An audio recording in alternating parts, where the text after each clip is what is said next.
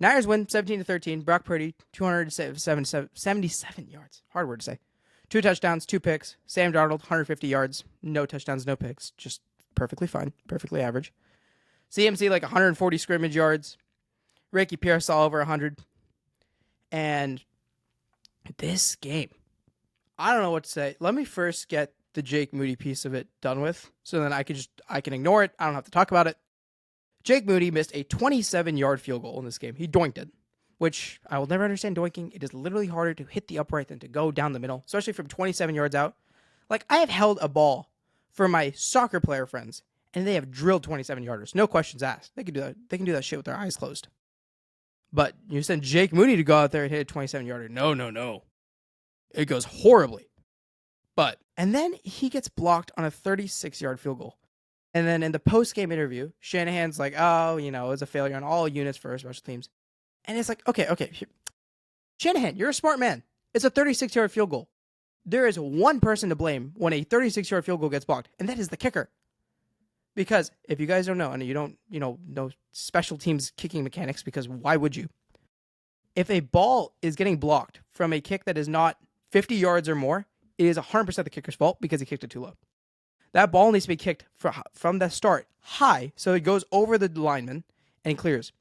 Because if you watch back that replay, which I did a million times like a sicko, because I enjoy pain when it comes to the Niners, like, that kick is blocked. It's blocked even if no one gets their hands up. I don't know if it was crossing the line. It did not go high enough. And it was the same thing that cost the Niners in the Super Bowl 2 years ago, because Jake Moody, golden leg and everything, can't kick a ball over linemen. Jake Moody should not be on this team in the next 24 hours. I have a flight to Chicago. If Jake Moody is on my freaking team when I land from my flight in Chicago, I am going to be irate. I'm trying to censor the language. I'm really trying. If Jake Moody has a job in the next 24 hours, or if Jake Moody, maybe contract details are tough. Maybe he has a good cry about it in the locker room. If Jake Moody is kicking for the San Francisco 49ers by week 2, then Jake Moody is having some sort of relationship with someone important on the Niners. It is the only explanation. I don't know why I made that noise with my lips. It is the only explanation, because my God, he's awful. I mean, in Michigan, I watched this guy kick in Michigan. Harbaugh was with Michigan that year, so I watched Michigan because I'm a Niners fan. I love Jim Harbaugh. And I'm like, damn, this guy's got a golden leg. And it's like, God dang. And when we drafted him, I was mad. We got a kicker in the 3rd round. But Jake Moody kicking the ball, I'm like, okay, at least he's solid. Whatever. We drafted Justin Tucker. And the only thing he's done... Oh, I can't make that joke. But... sorry. Jake Moody, shanks 2 kicks. So bad that Shanahan curses out twice and goes for it on 4th down multiple times in places that he never would have, because he's extremely conservative. More conservative than Tucker Carlson when it comes to kicking a field goal. Loves his 4th and 1, 4th and inches field goals. And it's like, what are we doing? Greg Joseph is out there in free agency. He needs to be our kicker tomorrow. And if it's not Greg Joseph, it can be anyone else. I really don't care. I would have liked it to be Nick Folk, but we are out on him by a couple weeks. I would have liked it to be, what's that kicker's name? Matthew Wright. I would have liked Matthew Wright, but we were out on him a few months ago. I would have loved Matt Prater, but he's a little busy hitting game winners for Buffalo and 52-yard field goals in Buffalo in the wind. But no, we have Jake Moody. And so, you know what? Greg Joseph, who hits 70% of his kicks and is an objectively pretty bad kicker, should be the kicker for the Niners next week. And if he is not, oh my God, I don't even know. I feel like every Niners fan would just be done. It'd be like, okay, well, I think we're punting on the year. Or we're trying to, it's an anime, and we're giving our characters extra plot adversity because we have to for the story, because we feel bad for the Saints. If that's not it, then there's no other explanation. Okay, I got through the Jake Moody part without cursing. Now that we are done with the Jake Moody part, let's head to the fun part of this game, which is the Niners winning. So all game, Niners control time and possession. Super hard. It was one point, it was like 35 minutes to 15 minutes. Niners were up in time and possession. Niners couldn't really run the ball, but they ran the ball well enough to where they could move the chains, which is all that matters in football. You were getting solid-ish runs. They were getting Good, solid quarterback play out of Brock Purdy. And then whenever their kicker didn't mess it up, which we got that done with, Brock Purdy had some uncharacteristic interceptions. First one, I'm going to give full credit to the linebacker, Ernest Jones. Demon. Loved him on the Rams. So happy when they traded him to the Titans. And then very unhappy when the Titans traded him back in the division. Ernest Jones does a deep zone drop on that interception. I don't know if you know which one I'm talking about. Juwan Jennings runs a deep sort of hook route in the middle of the field. Anyways, it's a route that Purdy's hit a million times, especially even with Jennings. Christian McCaffrey falls on his little short route. Ernest Jones is able to play back by another 10 yards and just jumps right in the lane. And for a linebacker, makes one hell of an athletic play. Full credit to Ernest Jones. Rough that McCaffrey trips. What are you going to do about it? Purdy's a big anticipation guy. There's not much you can do. And then the second one, Brock Purdy just fully lets loose a stinker. No way around it. So many of Brock Purdy's interceptions have a logical explanation. It's that like I explained earlier before with the backer dropping, or this receiver slipped, or he didn't have his guy hit on the right time. This time Brock Purdy was just hit a why not, F it. Ricky Pearsall down there somewhere. Except he was down there, but there was 4 other guys. And it's leaped, easy intercepted. Not much you're going to do. But Brock Purdy makes up for it, which is something that didn't happen a lot last year. It's like Brock Purdy would make the huge mistake, but then it was at the end of the game, or at that point it was too late. But thankfully, we got Bob Saleh. And Robert Saleh called an unbelievable game. They had Sam Darnold seeing ghosts again. All Sam could do, Sam and Clint Kubiak could trust him to do was just check the ball down, or just chuck it to Jason. Jason, so good, by the way. Unbelievable player. But Seattle couldn't run the ball. They couldn't throw the ball. All they had was every once in a while Jason would get open on third down. And that was their entire offensive game plan, which is why they scored 13 points in a National Football League game. So they couldn't move the ball. But the problem is the Niners loved giving the ball to Seattle this game. So we were pretty much at an impasse for a while. And then, Brock throws an interception. Seattle takes a 10-13 lead. And Brock Purdy, game-winning drive, everything on the line. Same situation as last year when the Niners were playing Detroit. Same situation as last year when the Niners were playing the Rams to get in the playoffs. Same situation last year when playing the Cardinals in Week 4. Same situation as the Niners playing the Rams in Week 3, yada, yada, yada. This time, Brock Purdy, double move with Ricky Pearsall, pump fake, chucks an absolute freaking beauty. 45 yards down the field. Ricky catches that in stride. Couldn't have been placed in his hands any better. And gets popped out of bounds. And then from there, 3rd and 3, inside the red zone. Niners horrendous red zone offense. Whatever, it was clear that the game plan for the red zone was get the ball to George Kittle, and pray to God it works, because it's George Kittle in the red zone. It works. But without George Kittle, there was no game plan in the red zone. So couldn't move the ball in the red zone all day. Again, we got stalled, which is why Jake Moody missed 2 kicks. Brock Purdy rolls out, pressure in his face. There'd been pressure all day. He gets out, rolls, and then you know what? He just hits a chuck it, see what happens. And that chuck had just a little bit of touch on it. And that chuck gets over one defender, and then he's got a one-on-one with Jake Tonges, who is a 3rd-string tight end, backup fullback, on, a supposedly very good cover corner. I'd heard this from Seattle all week. I've had to hear about Tariq Woolen in Madden. He got like 95 speed. He's 6'4", 80-inch wingspan. Built like Megatron, but as a corner. What does Tariq Woolen do? Get mossed by Jake Tonges. Gets the ball taken out of his hands. Not even mossed, because he didn't have to jump over him. He just took the ball from him. He tracked it better. And if you're getting out-tracked by Jake Tonges, I don't know. Maybe not a very good cover corner. Just saying. But Jake Tonges catches that. Seattle gets the ball back. 2 minutes left, right around there. And Sam Darnold, gets the team down the field. And I'm like, oh shit. Okay, this is a new Sam. I didn't know Sam had this in him. I respect it. I didn't know you had this in your game, sir. Beautiful throw to JSN. I was watching it. I'm like, dang, Sam Darnold put that ball right in his hands. 4th quarter. Last year, he was shriveling up against the Vikings. Shriveling up against the Rams. And this time, huge game. First game in Seattle. Division rival. Probably the biggest division rival for Seattle. And he dropped it in his hands.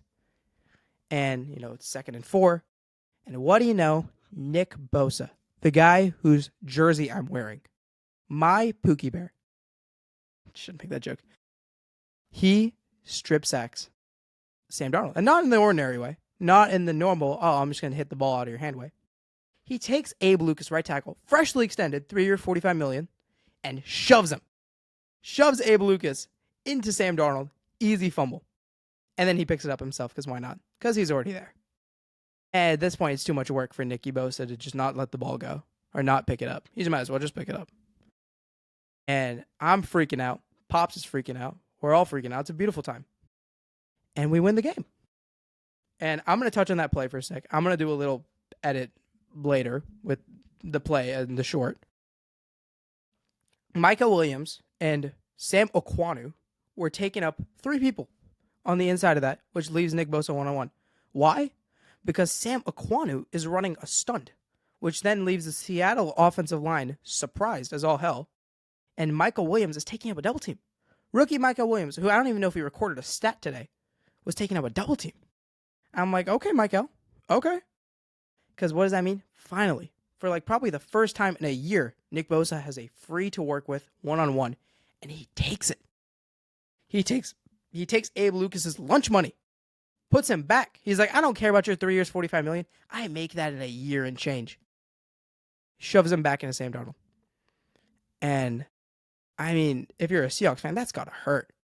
Respectfully, I went through on YouTube after the game, and I searched for Seahawks fan live reaction to the 49ers game.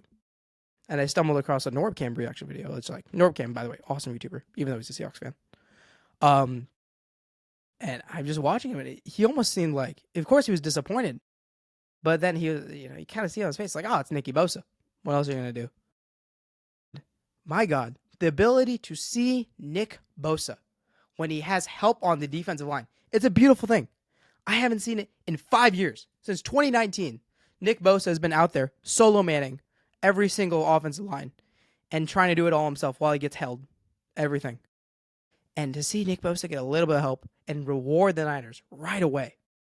And it's like, man, I forgot why I fell in love with you, man. And then you reminded me. You reminded me, Nicky Bosa. Gets that impact play after impact play. Shuts down the run. Doesn't overplay the run, or doesn't overplay when the quarterback is running out of the pocket, like he did so many times, like he did in the Super Bowl. And he's holding contain. He plays a beautiful game. Then other players I want to shout out for this game, Diamador Lenore. Anytime he was on JSN was silenced. I didn't have to see number 11 dominate my screen. Anytime JSN was on literally anybody else, yeah, he cooked them. Upton Stout, the rookie, had a few welcome to the NFL moments. Got kind of dominated, got rolled, especially for the majority of that game. Bernardo struggled, had a few really high highs, a few really low lows on JSN too. Cooper Kupp did not play well. He had 1 reception for 9 yards. Other times he got open, but then he dropped the ball. So Cooper Kupp, who I actually like, I'm a big Cooper Kupp guy. I love Cooper Kupp. I think he's a demon route runner, and clearly he still is a demon route runner. It's just he doesn't know how to catch the ball. So we'll see. And other guys I really wanted to shout out. Ricky Pearsall. Dude, when the Niners are driving the ball down there, it was literally just another dumb joke, I'm sorry. It was just the spicy whites. It was Brock Purdy, it was Ricky Pearsall, it was Christian McCaffrey, and it was a dream. And that's how we were pushing the ball down the field. I love that football's back. That was the only way we could move the ball down the field, was just through those 3. And Ricky, my God, stepped up. All preseason, I'd been hyping up Ricky to all the boys, to my dad. I'm like, watch for Ricky, watch for Ricky, watch for Ricky. Goes off in that Raiders preseason game. I've been hearing through camp. I've been hearing everything. And my God, that double move was so clean. It was so clean. Man, Ricky, he has surpassed every one of my expectations that I had from when we drafted him 31st. When we drafted him, I'm like, first reaction was, who the hell was he? But then I looked into it, I'm like, okay, we'll see what he can do. And with no Juwan Jennings because of injury, no George Kittle because of injury, he steps up as the number 1 receiver. He and, Jake Tonjes. Other big news from the game was injuries. So Seattle had an injury to Nick Imwanwarrior. I'm sorry if I'm mispronouncing that. I think I nailed it though. He's a really, really good player, really talented player. And you could tell Seattle's whole gameplay was a little bit shifted. Not too sure if he returned, but he definitely didn't look the same. So, a little bit of something to keep an eye on. George Kittle. This is a big one. Hamstring strain. Kind of just happens randomly. We hear that he's in the blue medical tent. I hit a refresh on Twitter. I see he's on the blue medical tent. And it turns out he's got a hamstring strain. So we'll see. Either he's out for a couple weeks, or he's out for more, or we're really boomed. He's out for the season. We'll see. If I were to guess, he was chilling on the sideline. He wasn't in no crutches, nothing. I think he'll be out a couple weeks, which we can kind of afford. Like, as long as he's back before week 5 for the Rams, we're fine. So that's a big one to keep an eye on. Trent and Fred Warner, sorry, not anyone else. They also had injury scares this game, but thankfully that seemed to be fine. Like, they went back in. I think Fred Warner literally just broke his nose or something. I don't know. Which I guess, if you're Fred Warner, just thug it out. You're fine. And because, it's Fred Warner. On the defensive side of the ball, D. Winters. Giant, huge, awesome game. He took over for Dre Greenlaw last year, if you don't know. Dre Greenlaw, now a Bronco, who missed this game today. Hopefully he's come back. He comes back healthy. Really, really fun player to watch. And he comes out there and he's flying. He genuinely looked like Dre Greenlaw 2.0. It's like, oh, okay. We just we took the Dre Greenlaw out of this guy. We put in that guy. And I'm watching watching D. Winters, and I'm like, dang, we're just a linebacker factory. Same way Seattle produces good corners, like Devon Witherspoon. Same way is the way we produce linebackers and the way Packers produce quarterbacks. 3 teams who are just pure factories for a certain position. And he looked so good. Even Tatum Bethune, when he came in a little bit for Fred Warner, he looked good too. So Niners linebackers in phenomenal hands. Overall, did the Niners play extremely sloppy in this game? Yes. Good Lord, yes. Do we need a new kicker? Yes. But it's not anything I'm necessarily overly concerned with. I love seeing Brock get a game-winning drive under his belt, just have a real clutch moment, because I feel like he has this thing where he struggles. He's always trying to be proving that he deserved his giant contract when the fan base doesn't want him to do that. We just want to win games. And he plays a great game. The defense looks like it's 10 steps ahead of where I wanted it to be at this point in the year, which is phenomenal. Robert Saleh is so good. The upgrade from Nick Sorensen to Robert Saleh is the biggest single upgrade in any coordinator spot, coaching spot. I don't care. I don't care if Ben Johnson's amazing with the Bears. It's still just by far the biggest upgrade. Love that. For Seattle, Sam Darnold, you didn't ask him to do a whole lot this game, but when you did, he did fumble at the end, which sucks. But that Seattle defense is good. It's really, really good. And that's a team, that's a unit that's young. That's a unit with a young head coach running it. And that defense is going to get really good. It's going to get scary good. Seattle's fans were so loud when their defense was out there. You can tell they were more hyped to see the defense than the offense. Offense was a sideshow. They wanted to see that defense fly around. They wanted to see Devon Witherspoon. They wanted to see Leonard Williams and Byron Murphy. My God, unbelievable games out of those two. Especially Leonard Williams. I don't know if we recorded stats necessarily. I don't care. Blew up the run so many times on the interior. Jake Brendel and Ben Barch got destroyed the whole game, but that's kind of nothing new. But by those insane Seattle DTs. And they're going to be a problem for everybody in the division. No one in the division is prepared to handle Seattle's defensive tackles. No one's got a good interior line. And Seattle's going to win a good bit of games because of it. I was low on Seattle. I was like, 8-9 wins. Same old Seattle. Maybe give them another year or two and we'll see. But dude, the Seattle team's good. I hate to say it. I hate the Seahawks so much. But that Seattle team is good. And I think they're the second or third best team in the division.